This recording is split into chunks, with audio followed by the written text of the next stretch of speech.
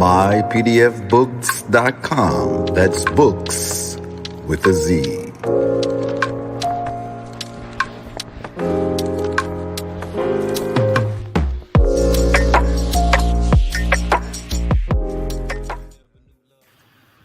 Peace, peace, peace, peace. Greetings. Happy Holy Friday. We're back again with another BBT book club reading. I'm your host tonight, Noble Moso L. And tonight, we'll be touching on a book from the Journal of the Moorish Paradigm, Volume 1.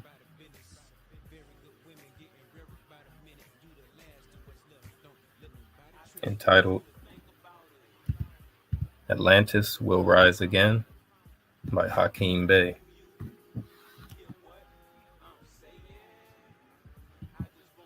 Before I begin, you can look at some of these books all on our platforms, mypdfbooks.com. That's books with a Z, as well as herbsofmayat.com. And last but not least, if you want a physical copy of any of these books, you can go to bindedbooks.com.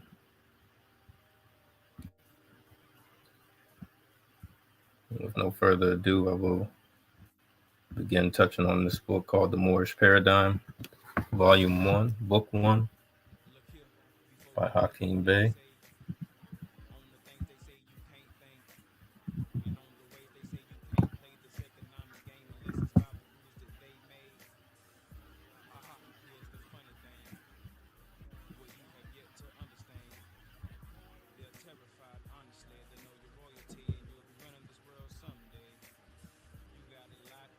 Just to touch on first, the table of contents.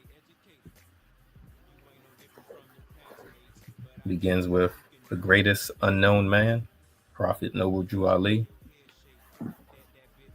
Atlantis is code for our civilization, the destruction of Atlantis. We are aboriginal by birthright.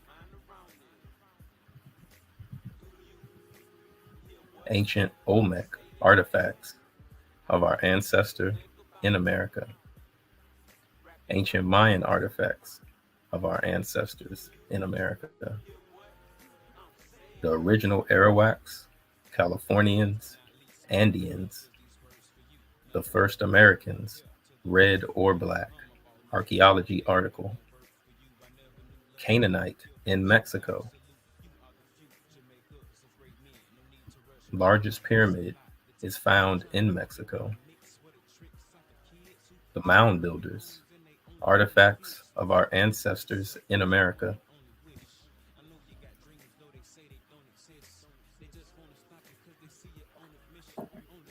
The Ben Ishmael tribe of North America, Indians, our Aboriginal relatives in the Northeast United States. Document from the Moroccan mission in New York.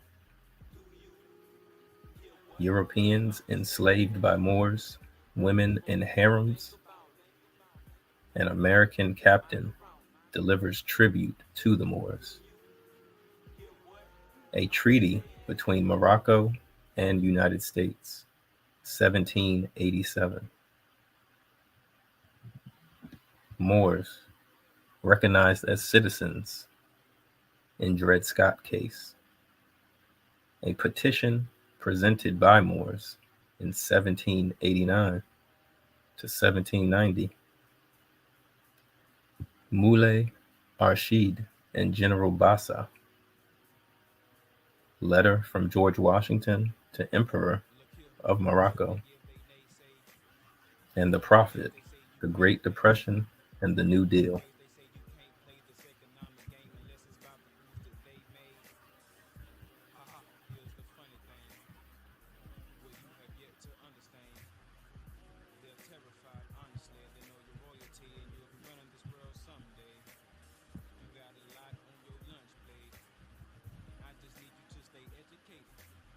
to begin with the preface.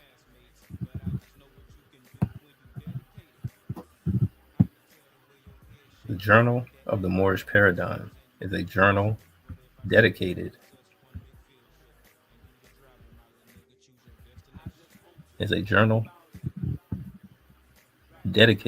to the Moorish science, history, and civilization. The goal is the formation and documentation of a Moorish paradigm or world view. The Journal of the Moorish Paradigm is also designed to chronicle the evolution of this Moorish paradigm.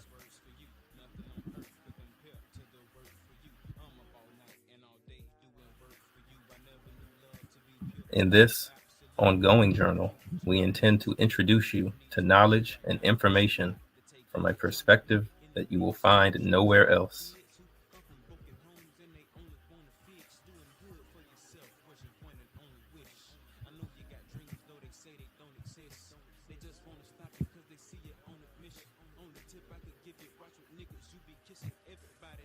This is Prophet Noble Drew Ali. Take a good look at him. He is one of the greatest men who has ever lived. Yet perhaps 9 out of 10 of our people, Moors, do not even know who he is. Prophet Noble Drew Ali is the man who in 1928 reclaimed back everything that was taken from us by the Europeans. He taught us of our history and heritage as Moors.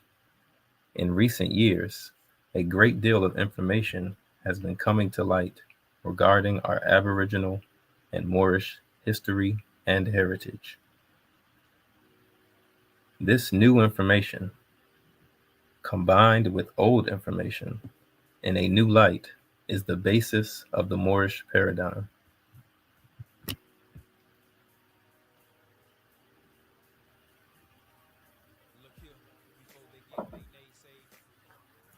And as you can see here, is an old world map. And if you look even closer, you can see it has Atlantis and Mu. Atlantis in between America, Africa, and South America, and the landmass of Mu to the far left in the Pacific Ocean.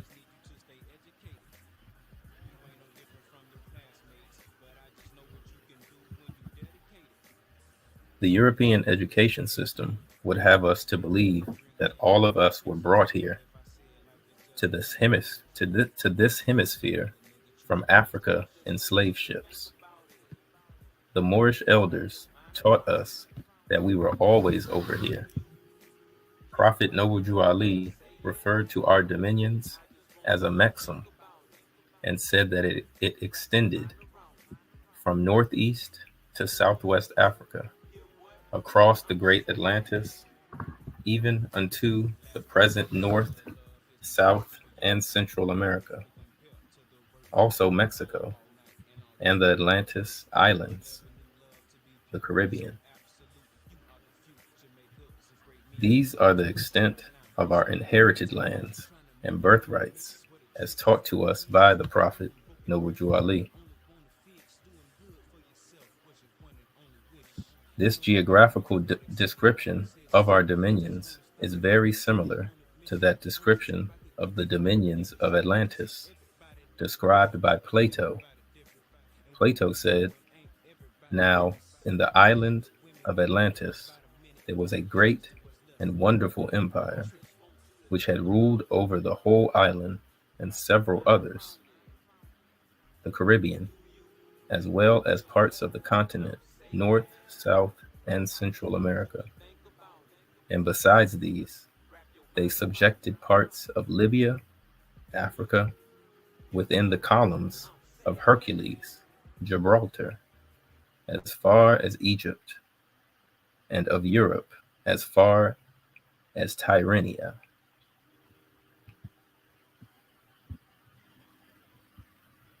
A comparison of Prophet Noble Drew Ali's description of a mexum and Plato's description of Atlantis will make it plainly evident that they were both referring to the same place or civilization.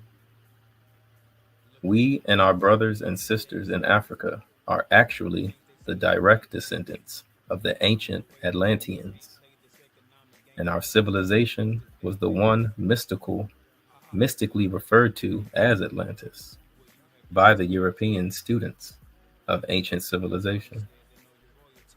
The ancient Moors are known in history as the ancient descendants of Ham, Cush, Canaan, Phoenician, Moabites, etc. The destruction of Atlantis was actually the result of a series of worldwide cataclysms that took place around 1500 BC, or 3,500 years ago. Plato said Atlantis sunk 9,000 years before Solon, the Greek philosopher who lived around 600 BC. But it seems that somewhere along the line, an extra zero got added to the time span. Thus, it was actually 900 years before Solon, as opposed to 9,000 years. 900 years before Solon would be around 1500 BC, as the date of the destruction of Atlantis. This date would match the geological records showing global upheaval dated at 1500 BC. This destruction was recorded by peoples all over the world.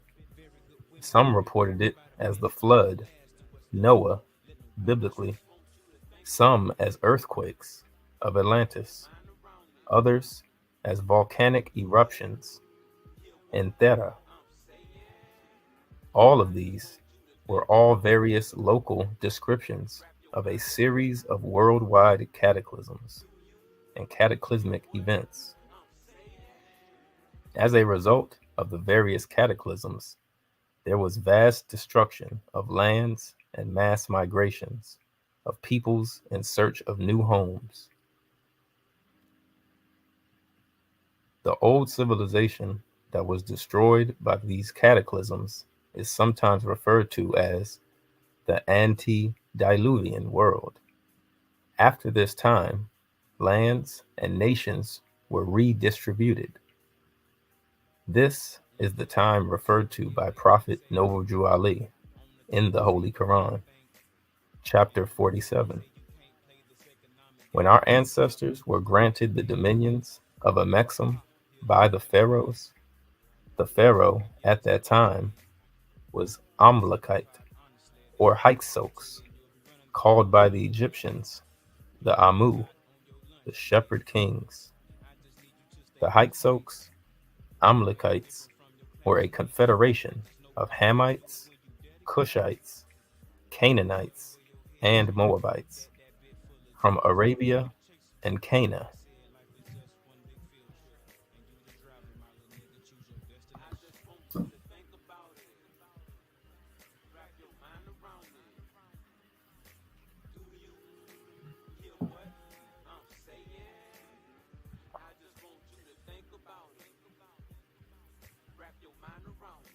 There are two major theories of geological change and of evolution. The gradualist theory says that the Earth changes very slowly over periods of millions of years, such as in continental drift, or the drifting apart of continents, such as Africa and the Americas. The fact that Africa and America were once connected and thus constituted the same landmass is almost universally recognized by most geologists. Geologists have found that Florida is actually a piece of Africa that remains stuck to the North America after the separation. The gradualists say that the separation took place hundreds of millions of years ago. But when one studies the geological evidence with an unprejudiced eye, one would find that they actually may have separated as a result of cataclysmic events or catastrophe or catastrophic theory of geology. The cataclysms of 1500 BC, as shown in the geological record, support this theory and is the basis of the destruction of Atlantis story.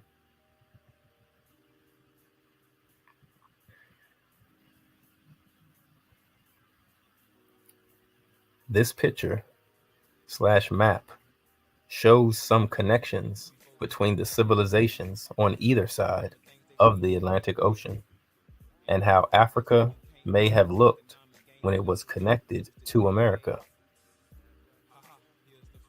You will notice that when they were connected, there was an empty space where most likely the island of Atlantis was located. It is important not to confuse the island of Atlantis, which is where the capital was located, and the empire of Atlantis, which included Africa and the Americas, as well as parts of Europe. This vast empire was connected by water and the Atlantean master seamen, of whom the Phoenicians are but a remnant.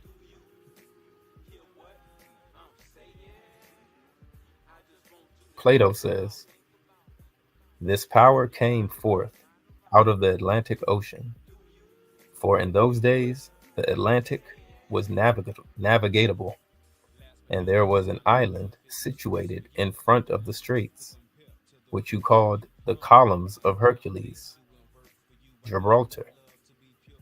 The island was larger than Libya and Asia put together. It was the way to other islands, Caribbean, and from the islands you might pass through the whole of the opposite continent, the Americas, which surrounded the true ocean. After the worldwide cataclysms, the survivors of these cataclysms began large-scale migrations from the decimated areas to the less or non-decimated areas. This stonehead and the following massive stoneheads, weighing tons, are of Atlanteans referred to as the Olmecs. The Olmec civilization is said to be the oldest discovered pyramid civilization in North, South, and Central America, though recent findings may suggest that the civilization in Peru and the mound builders in the southeastern United States may be older.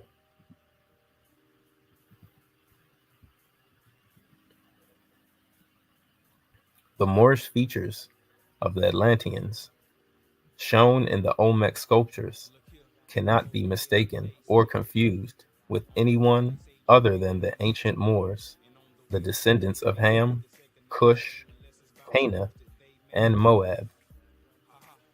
Many sacred lands and artifacts here in America are now covered by exclusive membership golf courses. Perhaps one day we will send teams of our archaeologists there to recover the artifacts conveniently hidden there.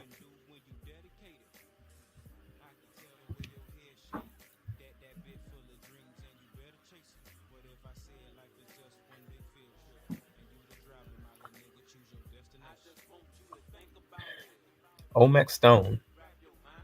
Olmec stonehead dating from approximately 1500 to 1000 BC.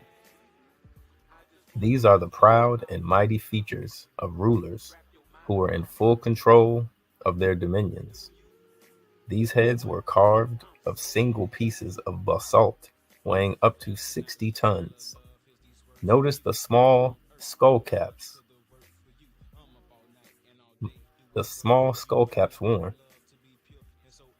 These have a connection with the Kushite rulers of Egypt.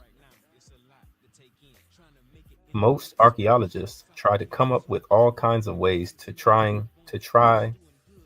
to disprove, trying to prove they are not representations of African type people. If they are not, then why do they go out of their way so much to try to disprove it?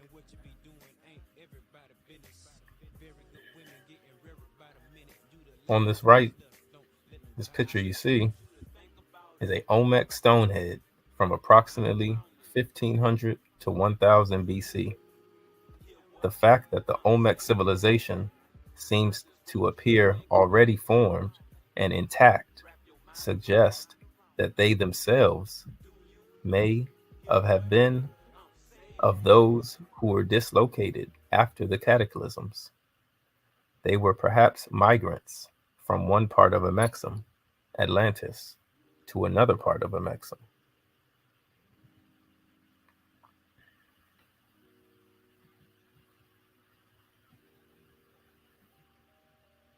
On the left, you can see another Olmec head, 1500 to 1000 BC. Notice that the dates of these heads correspond exactly with the dates of the destruction of Atlantis, which is 1500 BC.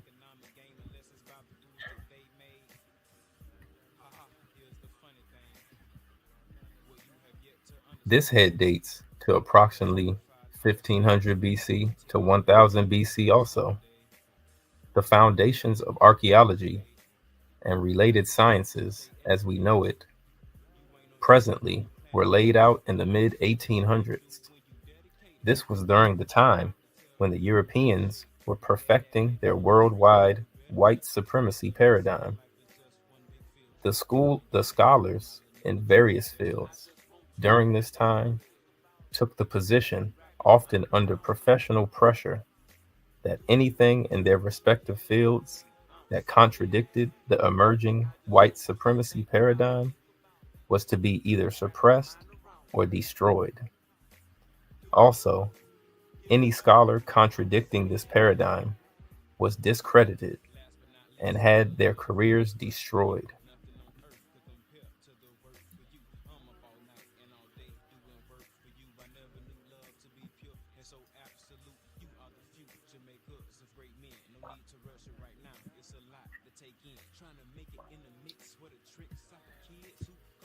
Here's a Olmec jade dating from approximately 1150 BC, found in Mexico, Amexem. Here we see an Olmec scribe, very similar to the scribes of the Nile, Mesopotamia, India, West Africa, etc., etc.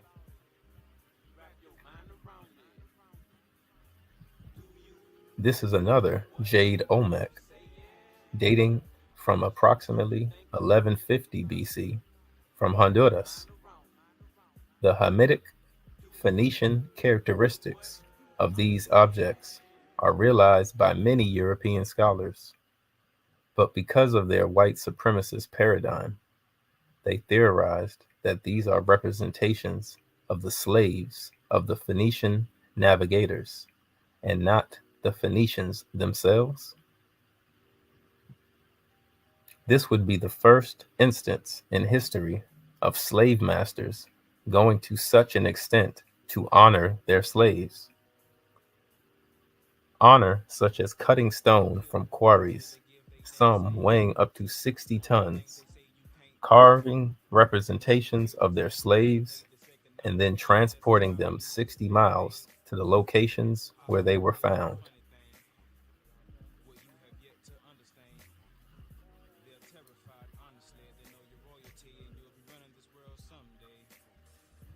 On the right is a Olmec stele, again from the 1500s to 1000 BC, at La Venta, Mexico.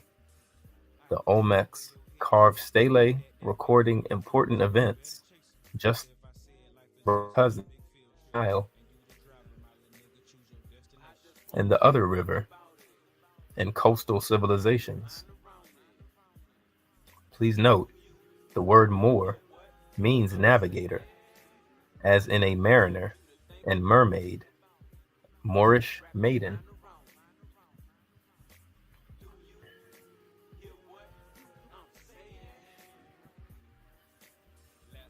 On the left, in Jalisco, Mexico, dating from as early as 1500 BC, the Olmecs originated the famous calendar system of this hemisphere, which was used later by the Mayan and Aztec.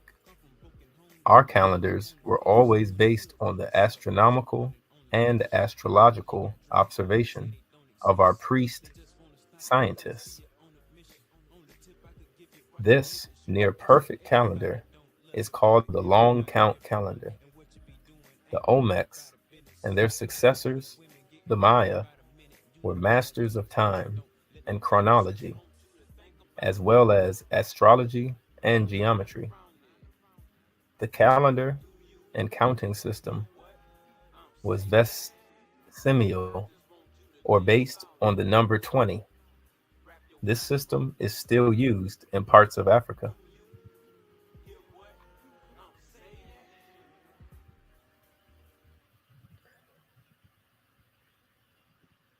Above is a Olmec statue from Tres Zapotes, Mexico.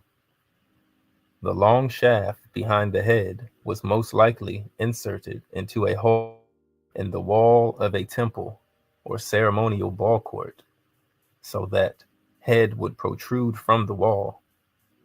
Look carefully at the face. There can be no mistaking who the Olmec were. The reason why Atlantis and our ancient history is shrouded in such mystery is because Atlantis was the dominions of Amexem, the land that Prophet Noburju Ali claimed in our behalf as an inheritance from our ancestors. Our legacy, this truth, would totally disrupt their whole educational, economic, and political system.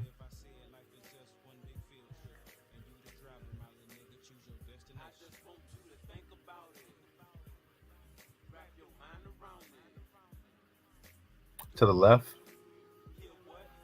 this is a Mixtec head from a region slightly south of the Olmec region, and of more recent date. Notice their large earrings. Ferdinand Columbus, Columbus's son, said to our people here, the people who live farther east, as far as Cape Gracios a Dios, he says, are almost black in color and pierce holes in their ears large enough to insert hen eggs.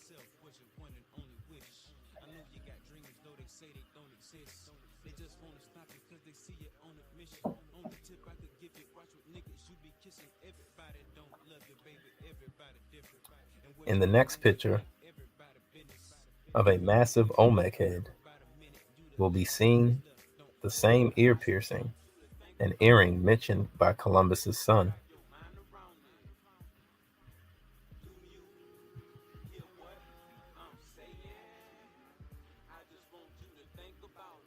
The large earring in the right ear suggests that the people Columbus's son seen were most likely the descendants of the Olmecs.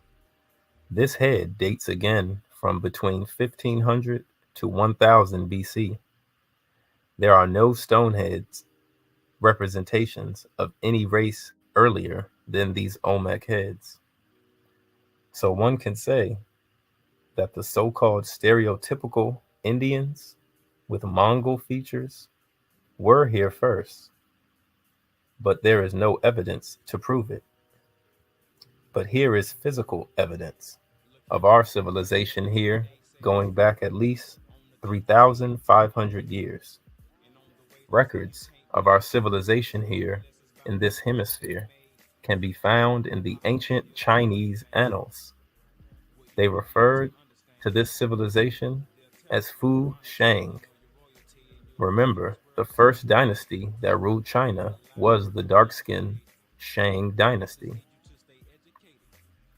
The civilization of the Olmecs, the Shang in China, and the Jomon in Japan are very similar and show that they were at least trading, if not more intimately connected.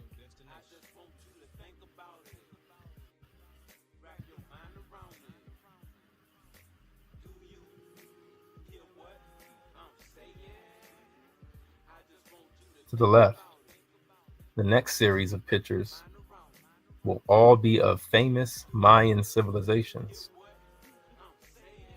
They were the successors of the Olmec civilization and were of the same people with some admixture of these mongoloid features. You will notice that they often portrayed themselves with very dark skin. Also, if one observes carefully their features, and you will see their Hamitic, Cushitic, and Canaanite characteristics.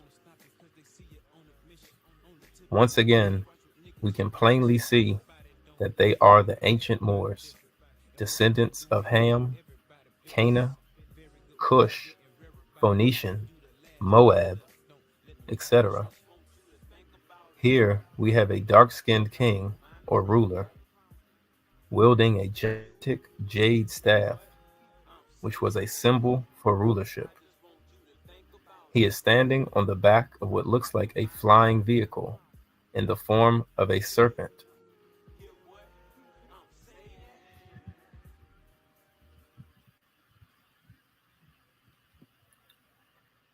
Here we have a mural painting of a Mayan warrior. Notice the dark skin with the scarf tied around his head. He reminds me of brother Tupac Shakur. Remember, Tupac Amaru was an actual Aboriginal warrior from South America. What goes around comes around. Many mannerisms and aspects of our ancestors manifest themselves every day in our people. But because we don't know our history, we don't pick up on it. Even in our ignorant and unconscious state, I see our ancestors manifesting themselves, especially in the younger generation, in the hip hop culture started by my generation right here in the Bronx in the early to mid 1970s.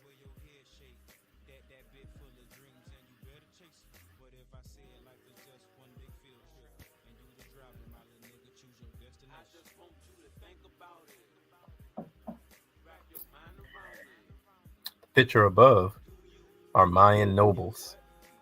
Notice the locks tied with a scarf, just like many young brothers and sisters wear today. Also notice their dark skin. The king or noble on the far right is looking into an obsidian mirror being held by one of his retainers.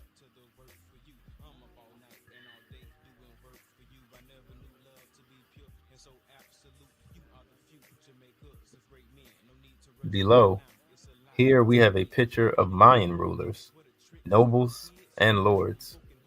Notice once again their dark skin. This same scene could have been taken from any court or royal gathering from West Africa. The Mayan social order was set up the way our monarchies were set up all over the world. A series of kings or lords were unified under one king of kings. It was a sort of monarch federal federal system, with each king the head of small republic or state. Here we see a gathering of various kings and lords in a sort of congress.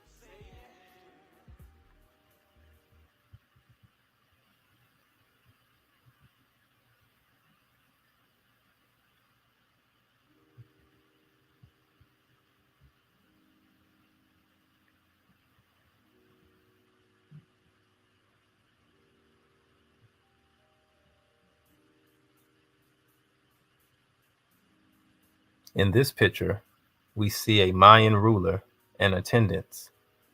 The attendant in the back seems to be smoking some sort of cigar-like object.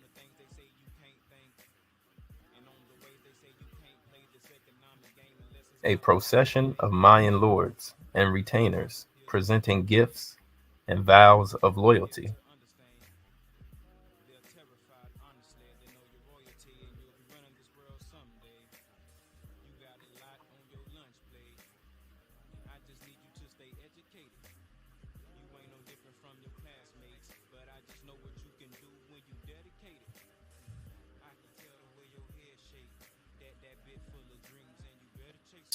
Here we see a Mayan ruler in the middle presenting incense in a holder reminiscent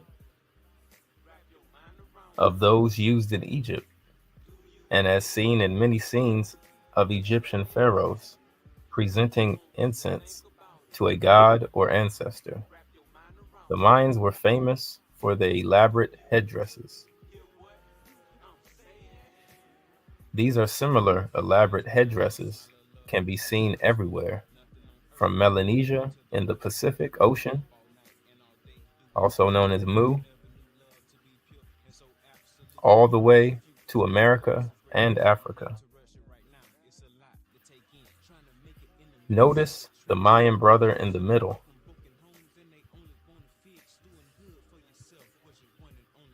who has his hair in locks. Truly, there is nothing new under the sun. Next, this is a picture of Arawaks from at the time of Columbus. Notice their dark skin and afros, as well as their wide chest and broad shoulders. This type of physique and the ability for incredibly strong sudden burst of energy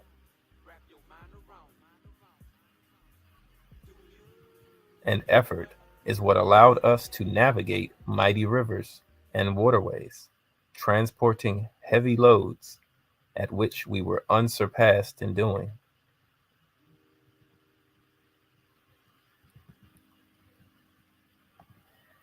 Next, these are Californian Aboriginals. Notice the bushy, woolly hair, dark skin, and thick lips.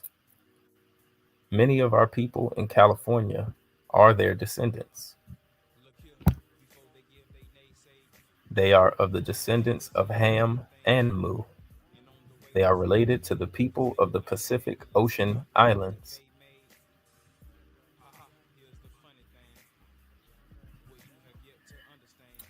This is an elder Aboriginal of the Andes.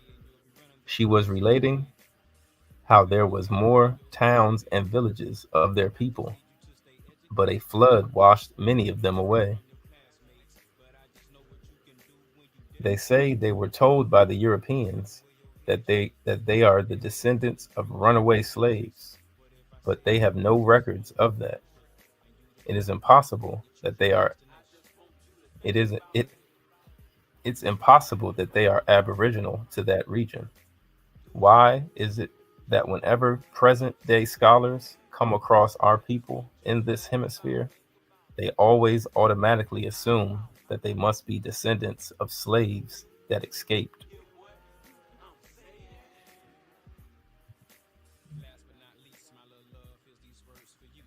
Here above are more Andean Aboriginals.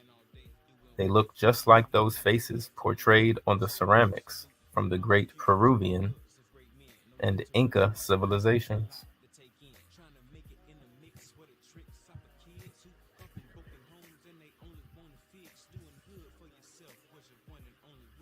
The first Americans, red or black.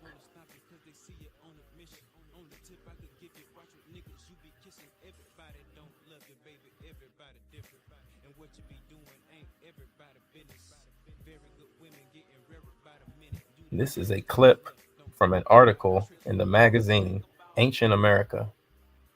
Just the title alone, The First Americans, Red or Black, says it all. There was a time when to even ask such a question was enough to call into question one's intelligence.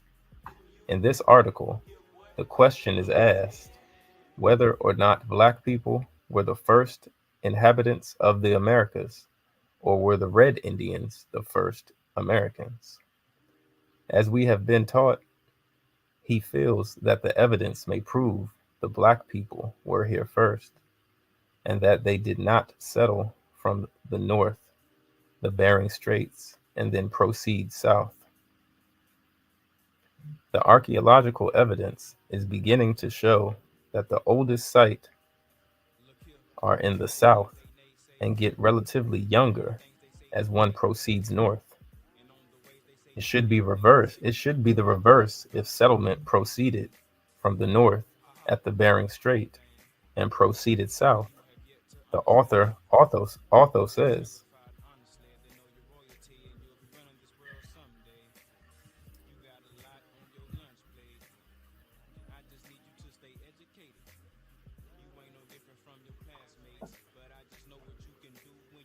the documentation of pre-Columbian Negroes, his words, in Mexico and Central America is copious and well documented. He also says there were two different groups of early man in the Western Hemisphere, and that the group advancing from the south to north, ancient Moors, was earlier than the Asiatic migration by a substantial margin. If men entered the Americas through South America, they probably originated in Africa.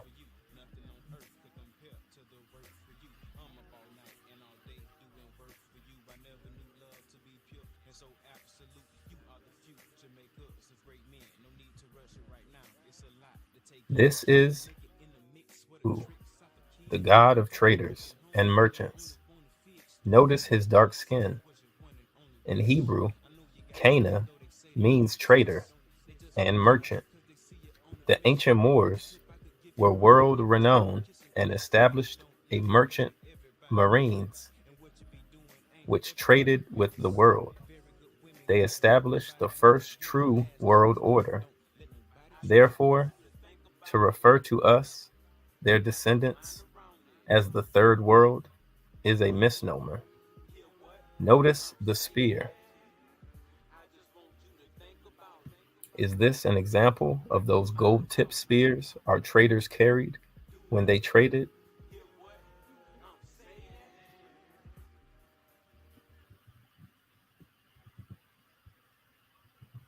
Las Casas said Columbus thought to investigate the report of the Indians of this Española, who said that there had come to Española from the south and southeast a Black people who have the tops of their spears made of a metal they called guanine, as in Ghana and Guinea, of which he had sent samples to the sovereigns to have aside.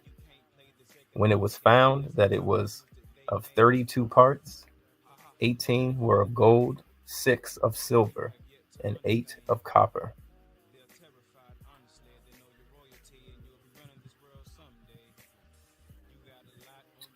This is a picture of Spanish conquistadors taking Native American captives. Notice the brother next to those of Asian Mongol features. The author says, what a stunning painting. What is the Negro doing here? Remember, it was the Roman Catholic Church that defeated the Moors via Spain and Portugal. The Catholic Church seized the Moorish dominions in the Americas and abroad. Later, the Catholic Church was defeated by the European Protestants and Masons, who were secretly a fifth column of the wise Moors. Truly chess on a global scale.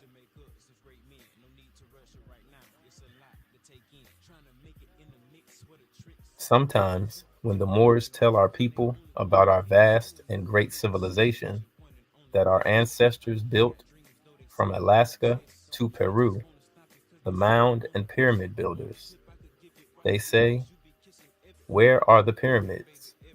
I ask them, did they know that the largest documented pyramid in terms of volume is actually in Mexico? It is actually 4 times the volume of the Great Pyramid in Egypt.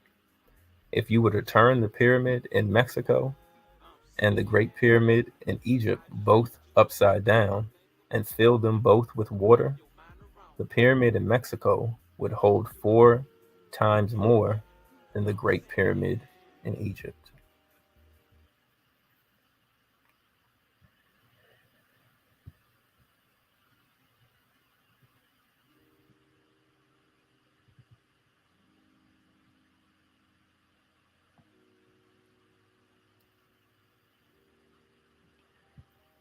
And with that, nobles and empresses, I'm going to wrap up this book reading. I thank everyone for joining and tuning in. Again, if you'd like any of these books, PDFs, or hard copy, we bind them at one of our companies, bindedbooks.com.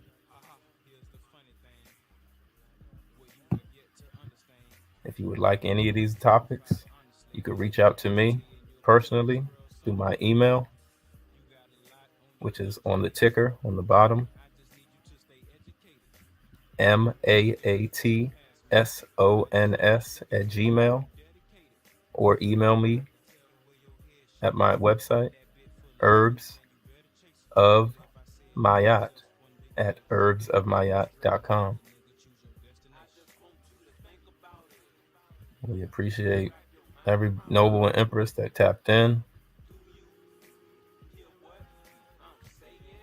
I would like to just let you know some of our other sponsors, show you some of our imagery. Bindedbooks.com, where treasures are bound.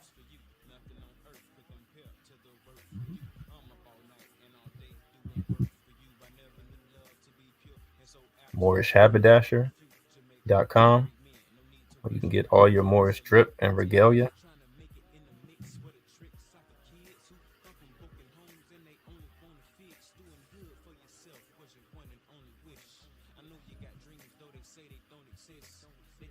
Mayat Sons, divinely prepared tea of teas.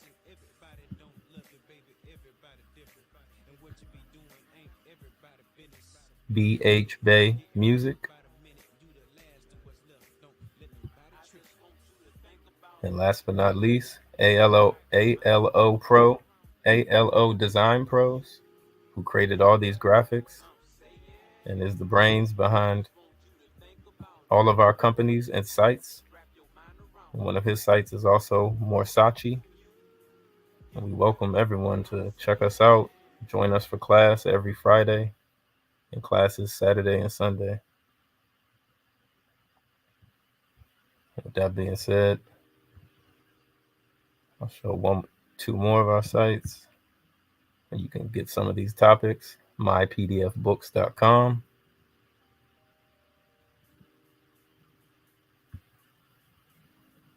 where reading funds the mental. And we really welcome you to join us for class every week, Friday, Saturday, and Sunday, 12 noon, Saturdays and Sunday. Saturday class is at 1:30 Eastern Time. Sunday class is at 5 p.m. Eastern Time. Happy Holy Friday to all Moors and all true light seekers. mypdfbooks.com. That's books with a Z.